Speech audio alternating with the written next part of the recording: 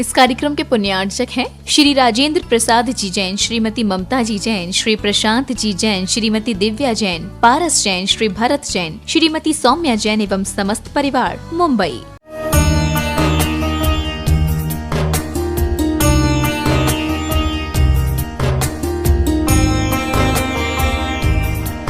ओम नमः सिद्धेभ्यः, ओम नमः सिद्धेभ्यः, ओम नमः सिद्धेभ्यः।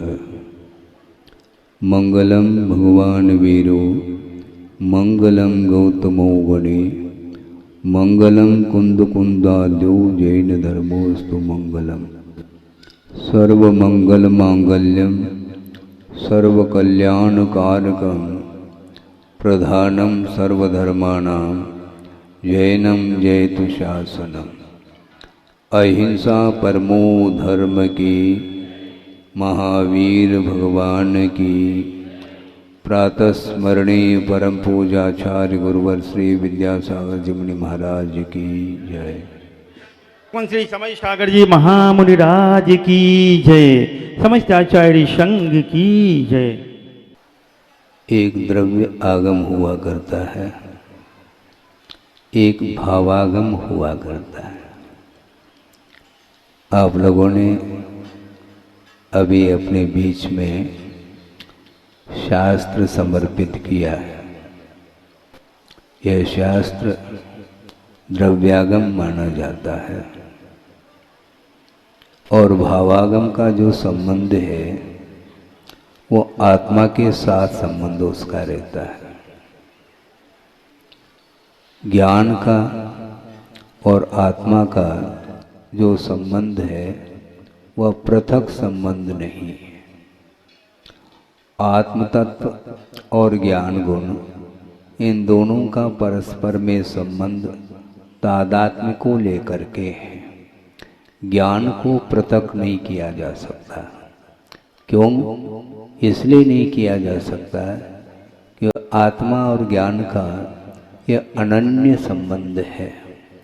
एक द्रव्यगत जो संबंध होता है उसका नाम तादात्म्य बोला है। ज्ञान को डाला नहीं जाता। ज्ञान भर दो, इस प्रकार भक्तिवशात आप कुछ कह सकते हैं, वह अलग वस्तु, किंतु आपके अंदर ज्ञान को भरा नहीं जाता। किंतु जो ज्ञान है किंतु वह आवरणित है, उस आवरण को हटाने का पुरुषार्थ किया जाता है।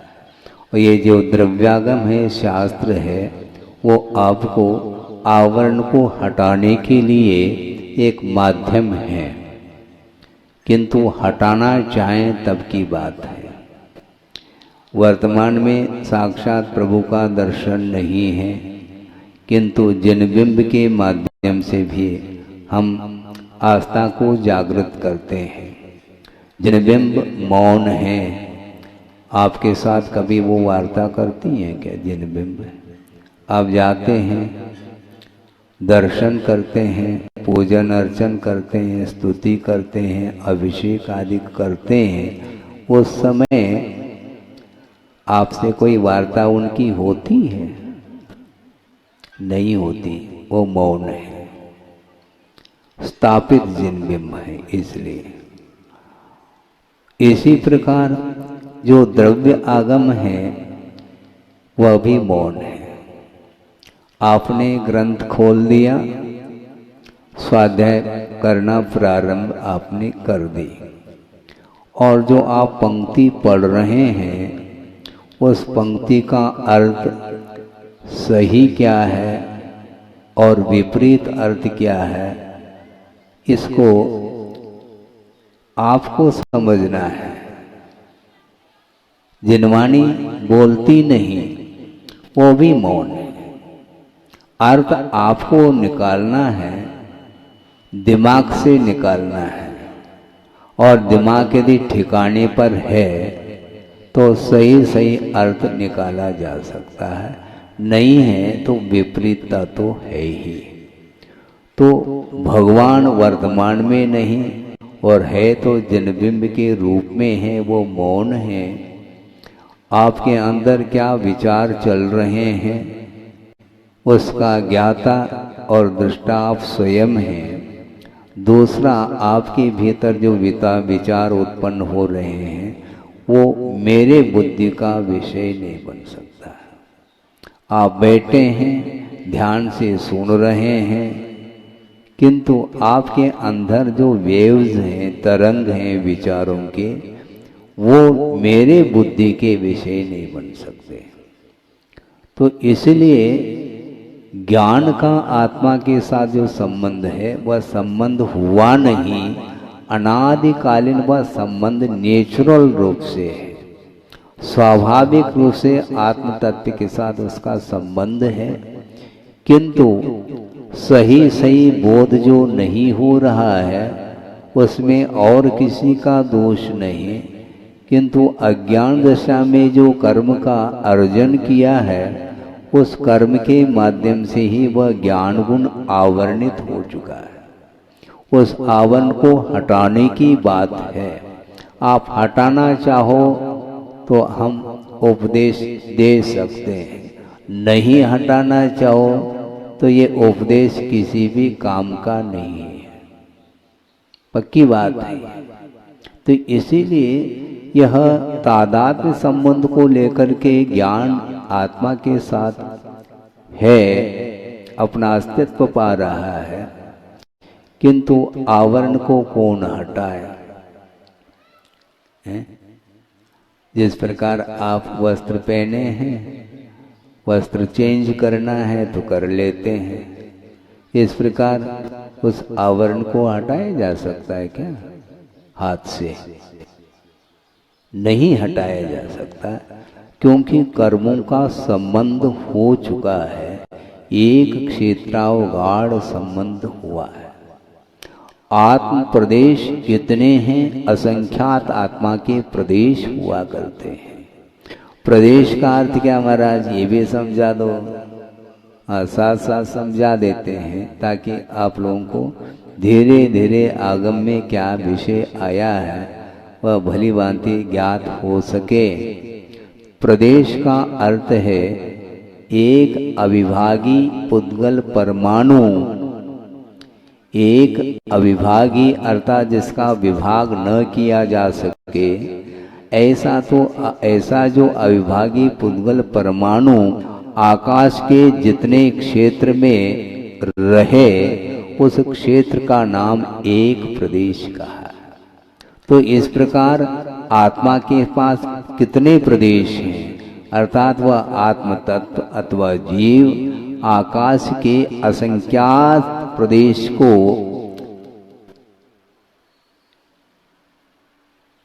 एक प्रकार से असंख्यात प्रदेश को घेर करके रहता है वो जीव। इसलिए उस जीव के पास कितने प्रदेश हैं? असंख्यात प्रदेशी जीव, ऐसा कहा।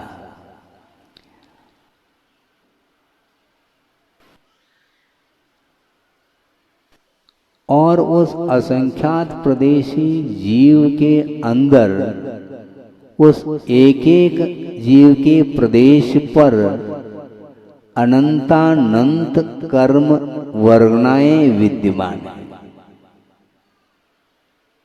ये सारा विषय आपके लिए नया हो सकता है। नया इसलिए कह रहा हूँ, जो स्वाध्यायशील है उनके लिए पुराना विषय है, किंतु जो स्वाध्याय नहीं करते हैं उनके लिए सारा विषय नया है। कर्म वर्गनाएं उसको बोलते हैं, कर्म के रूप में परिणमन करने की सामर्थ्य को लिए हुए जो परमाणु हैं उनको कर्म वर्गनाओं की संज्ञा दी है। और वे कर्म वर्गनाएं आत्म प्रदेश पर एक एक प्रदेश पर अनंतानंत वो वर्गनाएं विद्यमान हैं। और वो सारे आत्मगत राग देशादि भावों के निमित्त को लेकर के वो वर्गनाएं कर्म के रूप में परिणत हो जाती हैं, जिसको बोलते हैं कर्म बंध। बाहर से वर्गनाएं नहीं आती हैं, वहीं पर विद्यमान है वो, उसमें शॉर्टेज संभव नहीं। अनंतानंत एक एक आत्म प्रदेश पर विद्यमान है, वह बुद्धि का विषय नहीं बन सकता, वह केवल आस्था का ही विषय बनता है, क्योंकि आगम का उल्लेख है। आगम के ऊपर श्रद्धान करके यदि चलेंगे तो निश्चित रूप से आपको आगम का ज्ञान होगा, और कौन कौन से आत्मगत परिणाम हैं जिन परिणामों के द्वारा कर्म का बंध होता है, और आत्मगत ही ऐसे कौन से परिणाम हैं जिन परिणामों के माध्यम से कर्मों की निर्जरा भी होती है। इस प्रकार आश्रव और बंध अथवा संवर और निर्जरा के लिए कारणभूत जो आत्मगत परिणाम हैं, उन परिणामों के माध्यम से ही उन कर्मों का आश्रव भी होता है और कर्मों की निर्जरा भी होती है। कर्म दिखाई नहीं देते, कर्म इतने सूक्ष्म हैं, उनको आप देख ही नहीं पाओगे। गुरुदेव ने एक प्रसंग सुनाया था, और वह प्रसंग उन्होंने अपने आंखों से देखा था, और उनके लिए वह प्रसंग उदाहरण बन गया। कुल मिलाकर के गुरुदेव बैठे बैठे से लगते हैं, किंतु उनका उपयोग जहाँ भी जाता है वहाँ उनके लिए वह उदाहरण बन जाता है। निरंतर उनकी दृष्टि चिंतनात्मक होती है, और उन्होंने प्रसंग ये दे दिया, बहुत पुराना प्रसंग, जब दीक्षित नहीं हुए थे, स्कूल आदि जाते थे, उस समय का वह प्रसंग है। घर में बैठे बैठे उनकी दृष्टि गई, किस ओर दृष्टि गई? सुनो, वर्तमान में तो वो मकान, वो घर बहुत कम देखने को मिलते हैं। वर्तमान में अधिकांश घर जो है सीमेंटेड है, आरसीसी वर्क जिसको बोलते हैं। उस समय कच्चे मकान होते थे, पत्थर की दीवार उठा दी और उसके ऊपर जो है सफेद जो मिट्टी होती है, उस मिट्टी के माध्यम से उस पत्थर की दीवार को क्या करते हैं, प्लास्टर जिसको बोलते, वह कर देते थे। फिर बाद में उसकी घिसाई होती है तो वह चमकने लग जाता है दर्पण के समान। और ऊपर क्या है? टीन है, चद्दर, ओढ़ने का चद्दर नहीं, ऊपर टीन की चद्दर आप जिसको बोलते हैं, और वह घर बन गया है। और उन टीन में छोटे छोटे छिद्र हुआ करते हैं, और उस छिद्र में से सूर्य की किरणें भीतर आती, रोशनी, और उन छोटे छोटे छिद्रों के माध्यम से प्रकाश की, सूर्य की किरणें भीतर आती तो उनकी दृष्टि जाती। पहले तो मान लो बादल है तो रोशनी भीतर, किरणें नहीं आएगी। जब बादल हट जाते हैं तो सूर्य की किरणें भीतर प्रविष्ट होती हैं उन छिद्रों के माध्यम से, तो उनकी दृष्टि जाती कि आहा, बिल्कुल धूली के कण आपने मार किया हो, धूली के ऐसे बारीक बारीक कण उड़ते हुए दृष्टिगत होते हैं, जिसको परमाणु बोल सकते हैं उदाहरण के तौर पर। हालांकि परमाणु इससे भी अनंत गुना सूक्ष्म हुआ करता है। तो जिस प्रकार वो धूली के कण हवा में उड़ रही हैं, वो इसी प्रकार कर्म वर्णाएं भी होती हैं, इससे भी सूक्ष्म होती हैं। वो जिस प्रकार धूली के कण बिना रोशनी के दिखाई नहीं दे पड़ती, उसी प्रकार ये वर्गणाएं, कर्म वर्गणाएं आत्म प्रदेश पर विद्यमान होते हुए भी वह दृष्टिगत नहीं होती, और वो सारी सारी वर्गणाएं आत्मगत रागादिक भावों के माध्यम से उनका परिणमन कर्म के रूप में हो जाता है। तो उन कर्मों का और आत्म प्रदेशों का जो आत्मसात होने का नाम बंद ऐसा कहा है। बंद की यह प्रक्रिया है, दिखाए कुछ नहीं पड़ता, लेकिन यह बंद हो रहा है। उपयोग आपका है, आपके उपयोग में परिणाम उत्पन्न हो रहे हैं मन में, उन विचारों के माध्यम से वो सारी वर्गनाएं भिन्न भिन्न प्रकृति को लेकर के कर्म के रूप में परिणत हो रही हैं। ये व्यवस्था आगम की ये व्यवस्था है। केवल ज्ञान का यह विषय दिव्य ज्ञान का विषय अथवा अवधि ज्ञान का विषय बन सकता है, किंतु छद्मस्त अवस्था में मति ज्ञान और श्रुति ज्ञान के माध्यम से इनका जो बोध होता है वह परोक्ष रूप से होता, प्रत्यक्ष रूप से नहीं। तो ऐसी स्थिति में कर्म दिखाई नहीं देता तो कर्म बंद भी देखने में नहीं आता। कर्म का उदय आता है तो भी कर्म का उदय देखने में नहीं आता, किंतु कर्म का अस्तित्व है क्या नहीं है इसका परिज्ञान जो होगा वह अनुमान के माध्यम से होता है। क्या कहा? कर्म का जो अस्तित्व है वह अनुमान के माध्यम से पकड़ में आता है। साधना साध्य विज्ञानम अनुमानम, ऐसे एक पंक्ति एक सूत्र आता है न्याय ग्रंथ में कि साधन के माध्यम से साध्य का अनुमान किया जाता है। साधनात् साध्य विज्ञानम, साधन के माध्यम से साध्य का जो परिज्ञान होता है उसका नाम अनुमान है। महाराज उदाहरण दे दो, उसके बिना हमें समझ में नहीं आता। ठीक है, उदाहरण दे देते हैं, लेकिन ये ध्यान दो को केवल उदाहरण को तो ध्यान में रख लिया और विषय गोल हो गया। ऐसा नहीं, ये किसके लिए उदाहरण दिया जा रहा है? कर्म को, कर्म के अस्तित्व को जानने के लिए ये उदाहरण दिया जा रहा है। सामने पर्वत है और पर्वत के ऊपर धूम्र देखने में आ रहा है, धुआं जिसको बोलते हैं।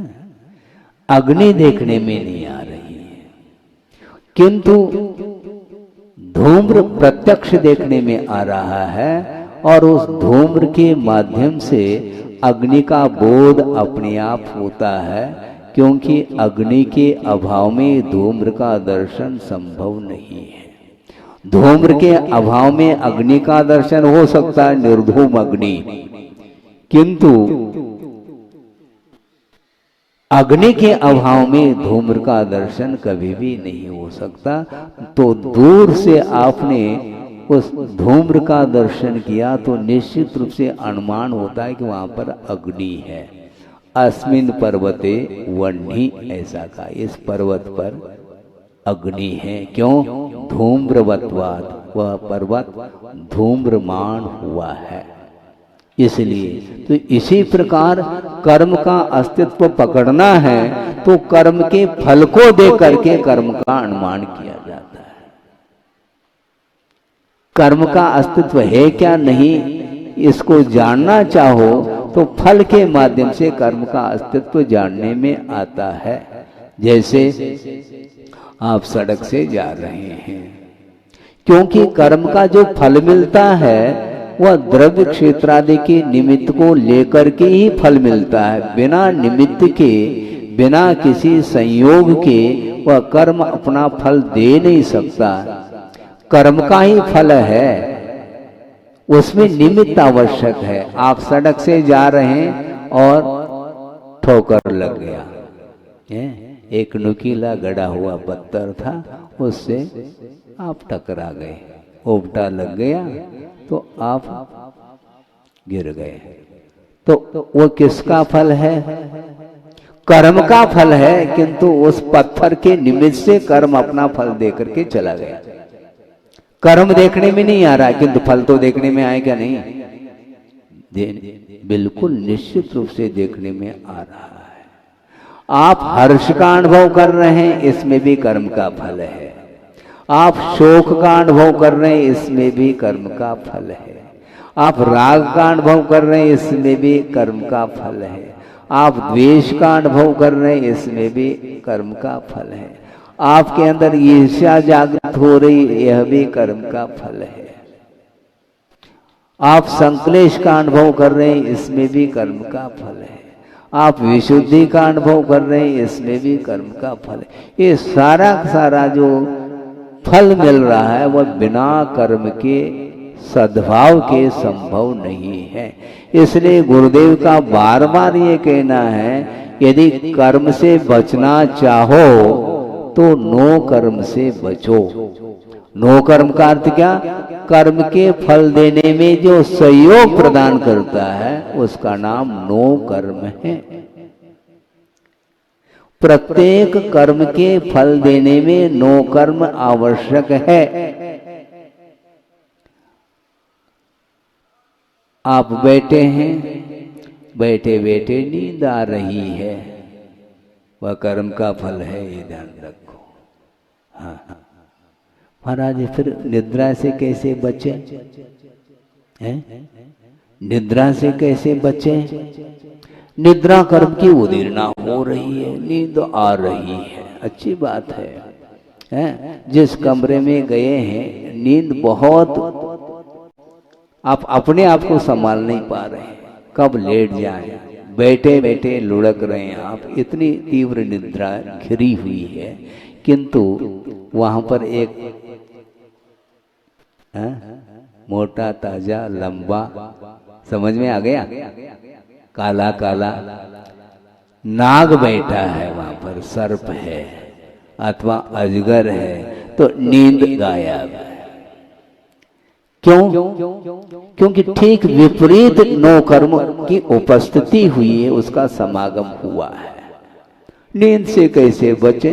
अब बचने की आवश्यकता नहीं, अपने आप ही नींद उड़ गई, निद्रा भंग। क्यों? भय कर्म की उदीर्णा हुई।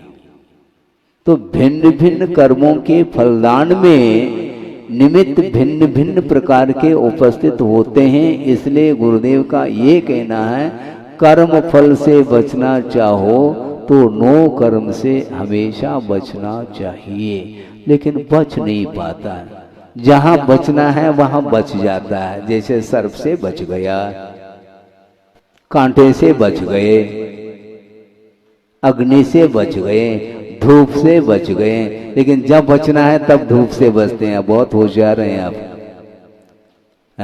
पूस के महीने में धूप से बचते नहीं, बल्कि प्रतीक्षा करते हैं कि एक आध किरण भी मिल जाए हमारे लिए। वह धूप अमृत का काम करता है। और जेठ के महीने में नहीं, धूप सुहाती नहीं। तो ये सारे सारे भिन्न भिन्न काल में वो नो कर्म आपके लिए कर्म के फलदान में निमित्त के रूप में उपस्थित होते हैं। इसलिए उन निमित्तों से अपने आप को ऊपर उठाने का पुरुषार्थ करना चाहिए। बिना पुरुषार्थ के संभव नहीं, क्योंकि भिन्न भिन्न इंद्रियों के विषय हैं। उन विषयों के निमित्त को लेकर के कर्म की उदीर्णा होती है, और अकाल में भी वह कर्म अपना फल दे करके चला जाता है। कर्म दिखाई नहीं देता, जैसे धूलि के कण दिखाई नहीं देते, उसी प्रकार कर्म प्रति समय बंध को प्राप्त हो रहा है, किंतु आपको दिखाई नहीं पड़ रहा है। आप सोच रहे हैं हम कर्म से बचें, तुम ताले में बंद होकर के रहो, फिर भी वहां पर कर्म छोड़ेगा नहीं तुम्हें। वो क्यों छोड़ेगा? कर्म को हमने बुद्धि पूर्वक राग द्वेष आदि परिणामों के माध्यम से बांधा है, तो बांधा है तो उसकी निर्जरा भी बुद्धि पूर्वक ही करनी पड़ेगी। अबुद्धि पूर्वक जो निर्जरा होती है उसको आचार्यों ने गज स्नानवत कहा है। हाथी सरोवर में पहुंच गया है, बहुत गर्मी लग रही है और प्यास भी लग रही है, और सरोवर में पहुंच करके वह डूब जाता है, डुबकी लगाता है और प्यास को भी बुझा देता है। गर्मी शांत हो गई और प्यास भी बुझ गई। अब प्यास बुझने के बाद जब सरोवर के बाहर आता है, उसका शरीर बहुत साफ सुथरा हो गया था, जो धूल धूसरित था, किंतु डुबकी लगाने के बाद उसका बदन बिल्कुल स्वच्छ हुआ है, किंतु सरोवर के बाहर आकर के अपने ही सूंड के द्वारा धूलि को अपने बदन पर उछाल लेता है। इससे स्पष्ट है कि स्नान करने की कोई सार्थकता सिद्ध नहीं हुई। उसी प्रकार संसारी प्राणी की दशा हो रही है।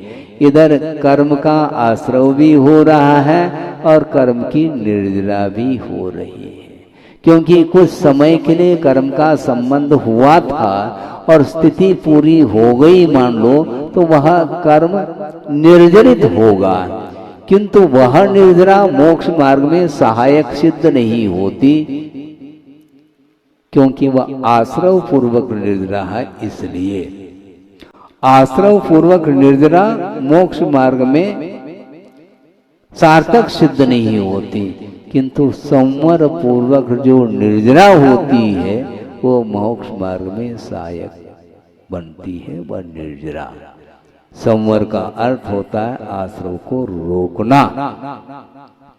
आश्रव निरोधः संवर, आश्रव को रोकने का नाम संवर है। जो आश्रव रुक जाता है तो आश्रवित जो कर्म है, पूर्व में बंधे हुए जो कर्म है, उनकी निर्जरा की जाती है।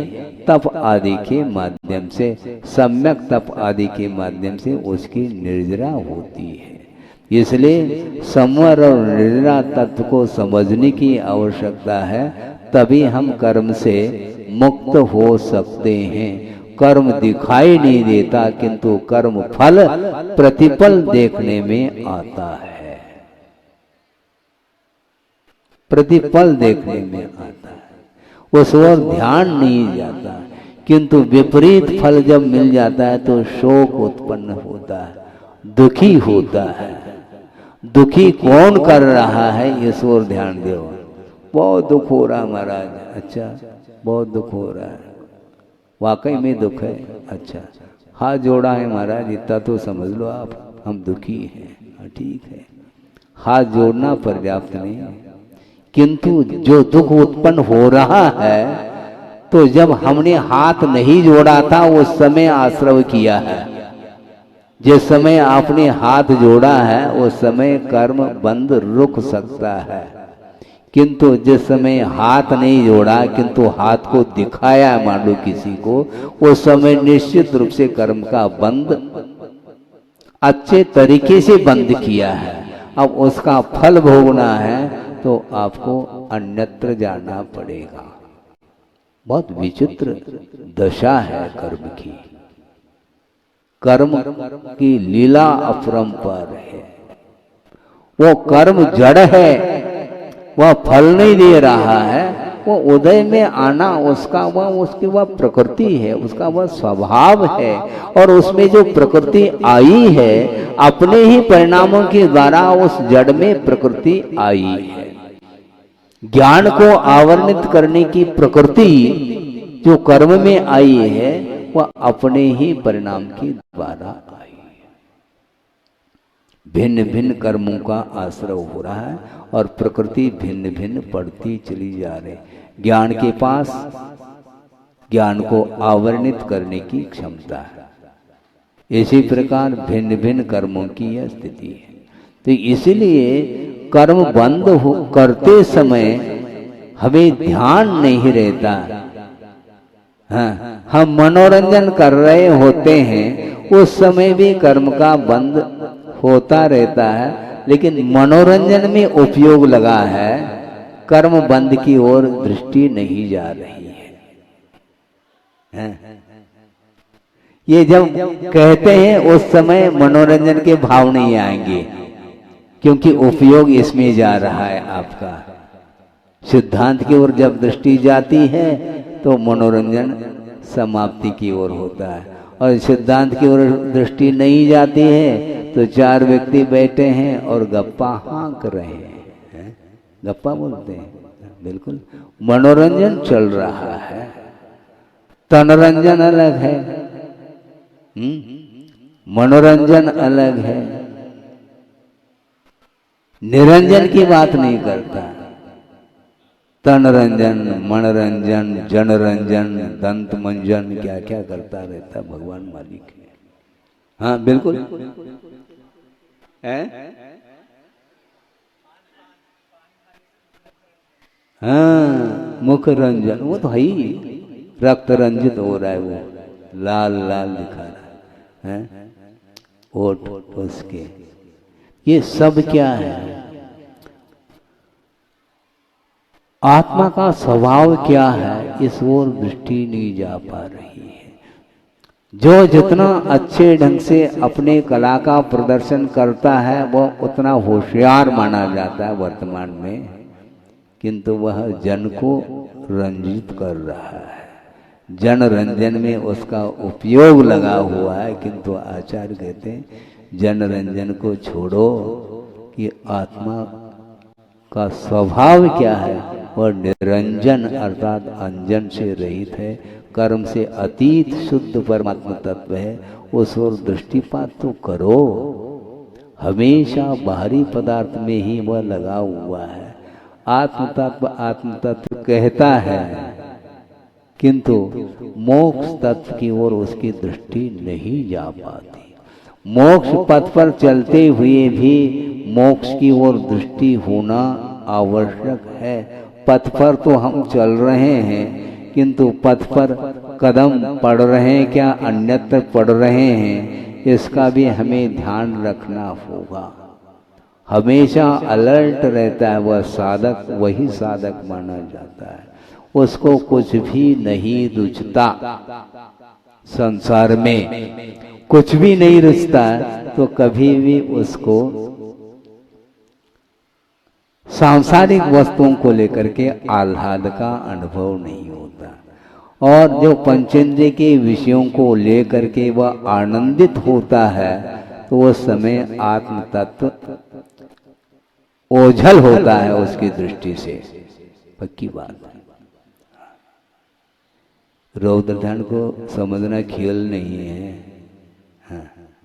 क्योंकि 5 इंद्रियों के विषय हैं, उनसे यदि हमारा उपयोग आकर्षित हो रहा है, उन विषयों को लेकर के आह्लाद का अनुभव कर रहा है, इसी का नाम रौद्र ध्यान माना है। रौद्र ध्यान का अर्थ बहुत क्रूरता की आवश्यकता, कोई आवश्यकता नहीं। ये कैसी बात महाराज, केवल आपने किसी को क्रोध आ गया मान लो, मुखाकृति देख लो आईने में, कैसा चेहरा दिखता है। लेकिन इससे भी भयानक है कषाय, लोभ कषाय।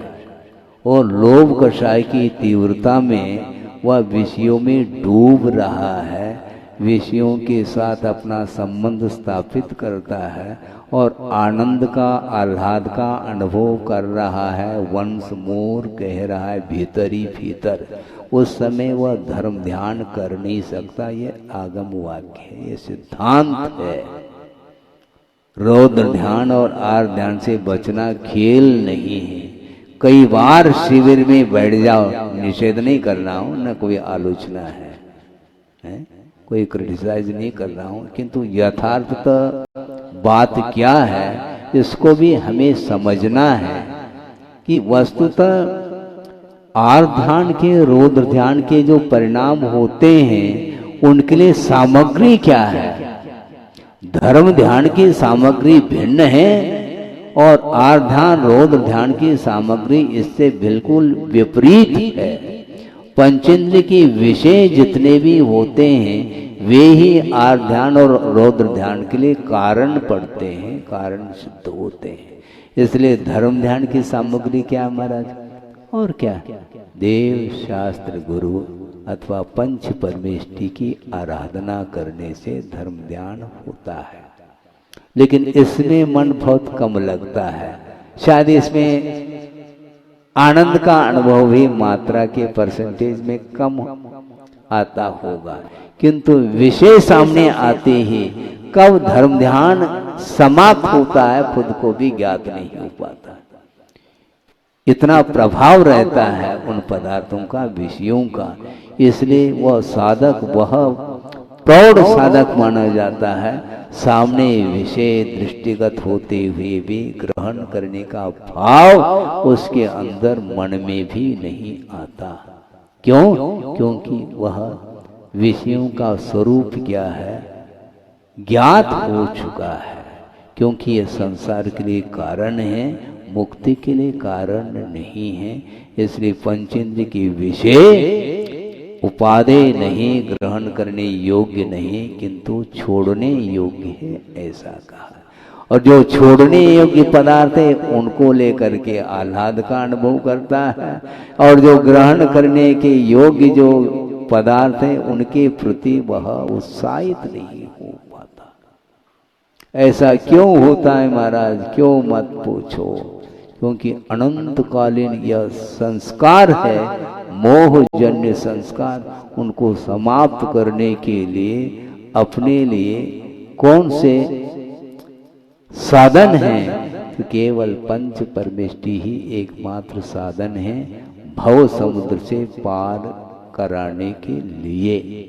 भव समुद्र से आप पार होना चाहते हो तो निश्चित रूप से आपके हृदय में पंच परमेष्टि विराजमान होना चाहिए। पंच परमेष्टि का दर्शन हो सके अथवा न हो सके अलग वस्तु, किंतु बुद्धि के माध्यम से, स्मरण के माध्यम से अपने हृदय में उनको विराजमान कर सकते हैं और निरंतर उनकी आराधना की जा सकती है। साक्षात यदि दर्शन हो जाए तो अच्छी बात है, पुण्य का उदय है। मान लो नहीं भी है तो भी जिस प्रकार प्रत्यक्ष दर्शन करने से जो आनंद का अनुभव, जो वैराग्य का भाव उमड़ आता, उसी प्रकार परोक्ष में भी देव गुरु शास्त्र सामने विद्यमान नहीं है, फिर भी अपना उपयोग उसमें लगा सकता है। इसलिए गुरुदेव ने एक बार कहा था, समय आपका हो रहा है, 9:30 बज गया है, बजने को है, तो बजेगा वो है। सुनते समय उपयोग लग जाता है, भाव विभोर हो जाते हैं, इसलिए समय का पता नहीं चलता है। तो गुरुदेव ने ये कहा था, ग्रंथ खोल करके स्वाध्याय करने की आवश्यकता नहीं। बंद करने के लिए नहीं कह रहे हैं, उनका आशय पकड़ो। उन्होंने ये कहा कि मात्र ग्रंथ खोल करके पढ़ने का नाम स्वाध्याय नहीं, किंतु खुली किताब है। 3 लोक के बारे में सोचो। जगत काय स्वभाव व सम्यक वैराग्यार्थम।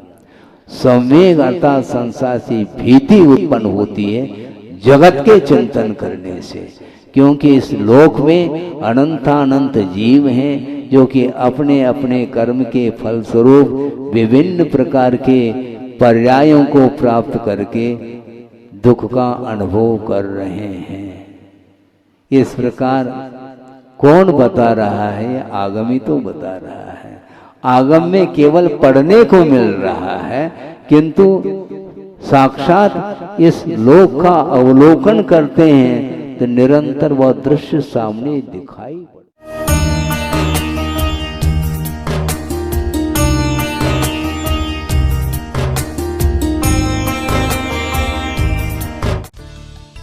इस कार्यक्रम के पुण्यार्चक थे श्री राजेंद्र प्रसाद जी